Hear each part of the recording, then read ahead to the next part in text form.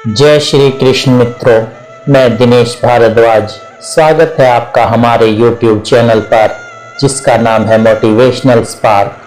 श्री कृष्ण कहते हैं, रुकिए, एक पल के लिए रुकिए। अभी जो मैं आपको बताने वाला हूँ, ये किसी धर्म ग्रंथ की सामान्य बात नहीं है। ये वो सत्य है जो हजारों साल से छुपा था गरुड़ पुराण के उन पन्नों में, जिन्हें बहुत कम लोगों ने समझा। क्या आप जानते हैं, जब किसी घर में बेटी जन्म लेती है तो वो घटना नहीं होती, वो चैन होता है, भगवान का चैन। लेकिन सवाल ये है, भगवान किसे चुनते हैं?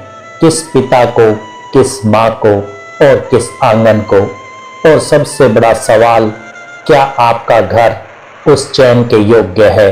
आज हम गरुड़ पुराण के उन रहस्यों को खोलेंगे जो बताते हैं बेटियां किस घर में जन्म लेती है, क्यों लेती है और उनके जन्म का आपके भाग्य से क्या संबंध है। ये वीडियो अंत तक देखिए, क्योंकि जो सत्य सबसे अंत में आएगा वो शायद आपकी जिंदगी का नजरिया बदल दे। मित्रों, हम सब जानते हैं कि दुनिया में हर दिन लाखों बच्चे जन्म लेते हैं, लेकिन क्या आपने कभी सोचा कोई बच्चा इसी घर में क्यों जन्मा, इसी माँ की कोख में क्यों आया, इसी पिता का बच्चा क्यों बना? आधुनिक विज्ञान कहता है ये जैविक प्रक्रिया है, लेकिन गरुड़ पुराण कहता है जन्म केवल शरीर का नहीं होता, जन्म आत्मा का होता है। और आत्मा वहां नहीं जाती जहां जगह हो, वहां जाती है जहां उसका उद्देश्य हो, जहां उसका संबंध हो। गरुड़ पुराण में यमराज और गरुड़ के बीच एक संवाद है। उसमें बताया गया है कि मृत्यु के बाद आत्मा की यात्रा कैसे होती है। उसके कर्मों का हिसाब होता है और फिर वो तय होता है अगला जन्म कहाँ होगा। ये कोई लॉटरी नहीं है, ये कर्म का गणित है। तो जब किसी घर में बेटी जन्म लेती है, वो भी इसी गणित का परिणाम है। वो आत्मा जो बेटी बनकर आई, उसने खुद उस घर को चुना, या यूं कहें उस घर के कर्मों ने उस आत्मा को आकर्षित किया। जैसे चुंबक लोहे को खींचता है, वैसे ही पवित्र घर की ऊर्जा पवित्र आत्मा को खींचती है। और यही कारण है कि कुछ घरों में बेटी आते ही माहौल बदल जाता है, रुका हुआ भाग्य चल पड़ता है, पिता का कठोर दिल पिघल जाता है। ये संयोग नहीं है, ये ऊर्जा का परिवर्तन है। हम सदियों से सुनते आए हैं बेटी लक्ष्मी होती है, लेकिन क्या हमने कभी सोचा कि ये बात कहाँ से आई? गरुड़ पुराण और देवी भागवत दोनों में एक बात स्पष्ट है, लक्ष्मी केवल धन की देवी नहीं है, लक्ष्मी संतुलन की देवी है, समृद्धि की देवी है, चेतना की देवी है। और लक्ष्मी वहां आती है जहां पहली बात सम्मान हो। लक्ष्मी उस घर में नहीं टिकती जहां अपमान हो, जहां क्रोध हो, जहां स्वार्थ हो। दूसरी बात, शुद्धता हो मन के विचार की, आचरण की। तीसरी बात, कृतज्ञता हो, जो मिला है उसके लिए धन्यवाद का भाव। तो जब बेटी को लक्ष्मी कहा जाता है, तो इसका अर्थ है वो उस घर में आती है जहां ये तीनों गुणों की संभावना हो, और जहां इन गुणों की संभावना हो। और यही एक बड़ा सत्य छुपा है, बेटी केवल लक्ष्मी नहीं होती, वो लक्ष्मी को लेकर भी आती है। उसके आने से घर में जो ऊर्जा आती है, जो हंसी आती है, जो स्नेह आता है, वो सब मिलकर घर को समृद्ध बनाते हैं। लेकिन अगर उस लक्ष्मी का अपमान हो, अगर उसे बोझ समझा जाए, तो लक्ष्मी वापस चली जाती है और उनके साथ समृद्धि भी। ये शास्त्र की चेतावनी है।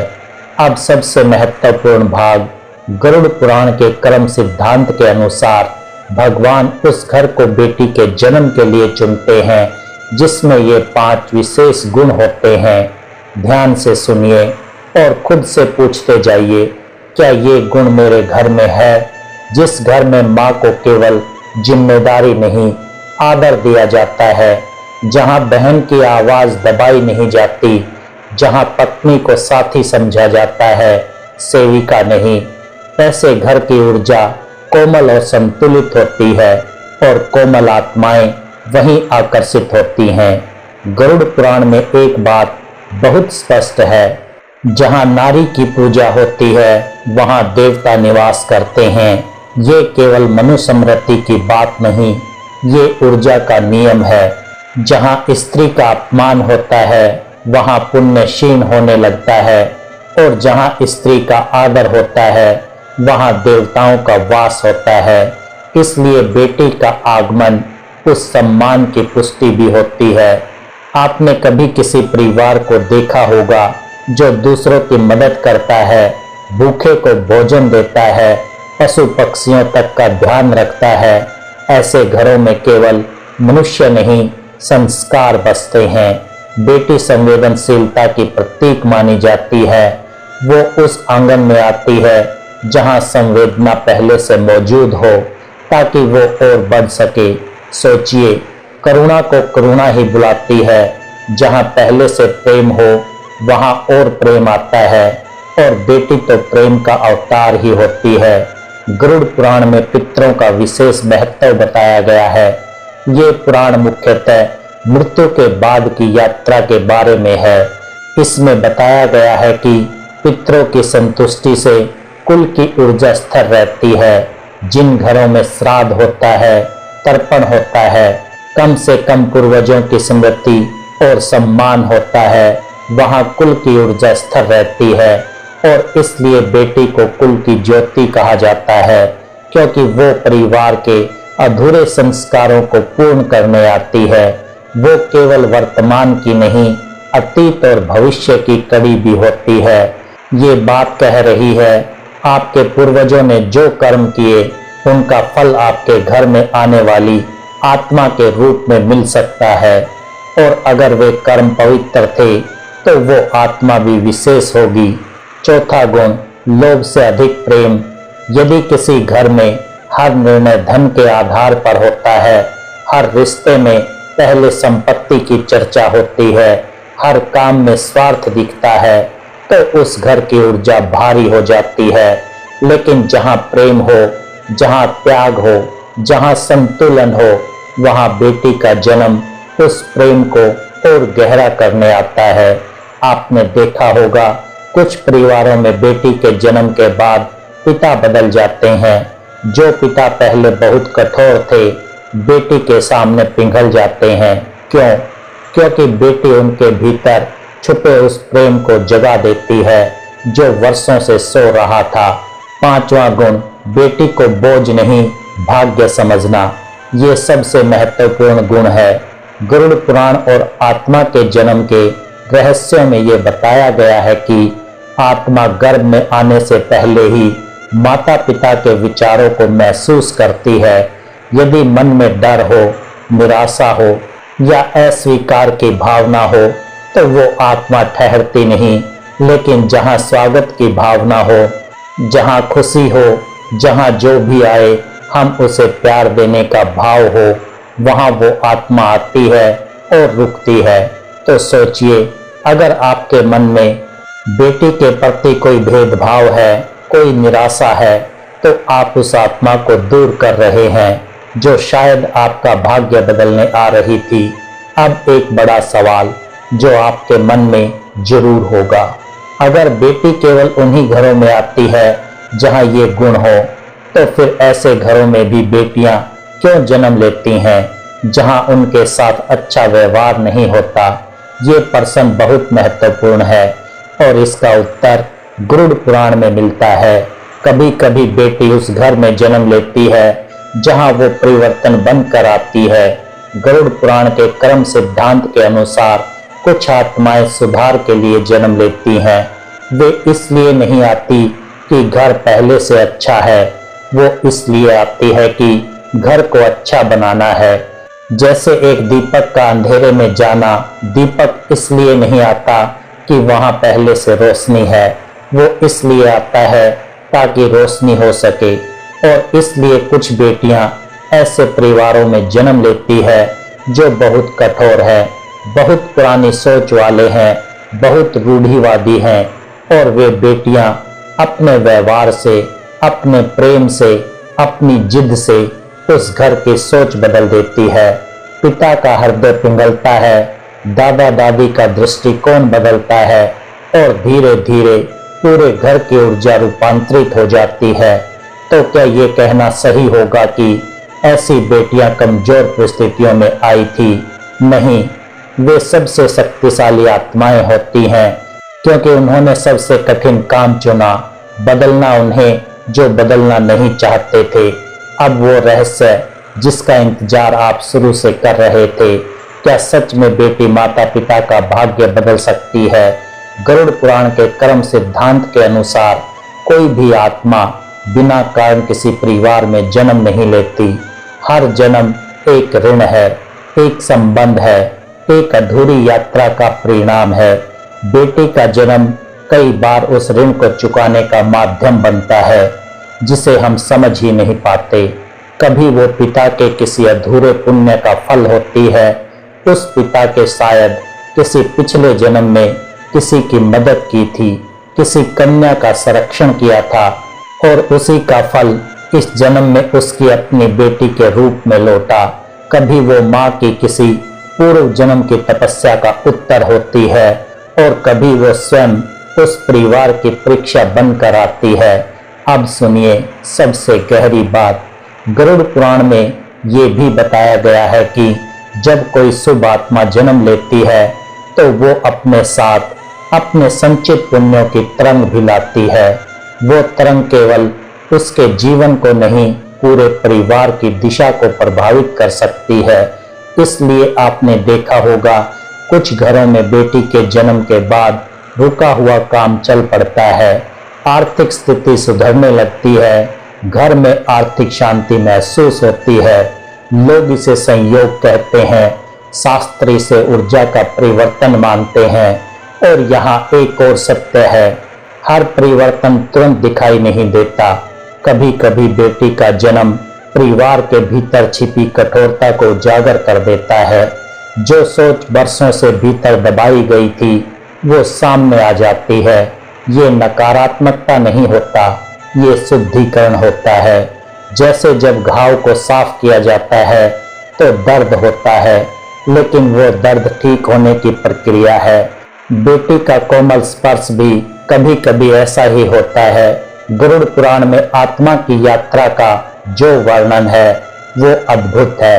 ये पुराण बताता है कि मृत्यु के बाद आत्मा कई पड़ावों से गुजरती है, उसके कर्मों का आंकलन होता है और फिर वो अगले जन्म की तैयारी करती है। और ये बात बहुत गहरी है। संभव है कि वही आत्मा जिसने किसी जन्म में पिता का रूप लिया था, अगले जन्म में बेटी बनकर लौटे ताकि संबंध का संतुलन स्थापित हो सके। जरा सोचिए, वो बेटी जो आपकी गोद में खेल रही है, हो सकता है किसी जन्म में वो आपकी माँ रही हो, या आपका पिता, या आपका सबसे प्रिय मित्र। आत्माएं बदलती नहीं, रूप बदलते हैं। और इसलिए कहा जाता है कि बेटी केवल वर्तमान की संतान नहीं, वो आत्मा की यात्रा का विस्तार है।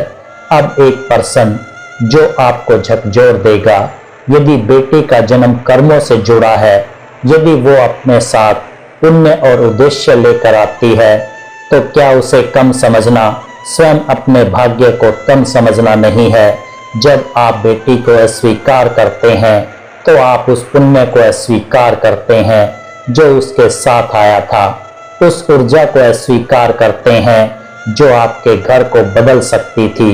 ये केवल सामाजिक बुराई नहीं है, ये आध्यात्मिक मूर्खता है। अब वो रहस्य जो बहुत कम लोग जानते हैं। गरुड़ पुराण के कर्म सिद्धांत के अनुसार हर आत्मा अपने साथ 3 चीजें लेकर आती है। पहली, पूर्व जन्म के संस्कार, दूसरी अधूरे कर्म, तीसरा एक उद्देश्य। और ये तीनों चीजें उस बच्चे के स्वभाव, रुचि और संघर्ष में दिखती है। वो बेटी जो बचपन से ही सबकी मदद करती है, शायद वो करुणा का संदेश लेकर आई है। वो बेटी जो हर मुश्किल में डटी रहती है, शायद वो परिवार को साहस सिखाने आई है। वो बेटी जो सवाल पूछती रहती है, पुरानी बातों को चुनौती देती है, शायद वो परिवर्तन का दूत बनकर आई है। और कभी कभी वो बेटी जो बहुत कम उम्र में चली जाती है, वो भी एक संदेश देकर जाती है। वो संदेश जो शायद शब्दों में नहीं कहा जा सकता, लेकिन जो परिवार की आत्मा में हमेशा के लिए उगेर जाता है। मैं जानता हूँ ये सुनना कठिन है, लेकिन गरुड़ पुराण का यही सत्य है। हर जन्म उद्देश्यपूर्ण है, हर आत्मा महत्वपूर्ण है। अब हम उस अंतिम और सबसे गहरे प्रश्न पर आते हैं, क्या बेटी का जन्म केवल कृपा है या वो एक आध्यात्मिक जिम्मेदारी भी है? गरुड़ पुराण का उत्तर स्पष्ट है। जब कोई शुभ आत्मा किसी घर में जन्म लेती है, तो वो केवल सुख देने नहीं आती, वो उस घर की चेतना को ऊंचा उठाने आती है। उसके लिए परिवार का दायित्व है उसे शिक्षा देना, उसे सुरक्षा देना, उसे स्वतंत्रता देना, उसे सम्मान देना। यदि किसी घर में बेटी का स्वागत तो हो, पर उसे समान अवसर ना मिले, यदि उसके सपनों को छोटा कर दिया जाए, यदि उसकी आवाज को अनसुना किया जाए, तो वो घर उस आध्यात्मिक अवसर को खो देता है जो उसे मिला था। गरुड़ पुराण ये सिखाता है कि जन्म लेने वाली आत्मा और परिवार के बीच एक सूक्ष्म अनुबंध होता है। आत्मा अपने संस्कार लेकर आती है और परिवार उसके संरक्षण का दायित्व लेता है। ये संबंध केवल पालन पोषण का नहीं, ये आत्मा के विकास का भी है।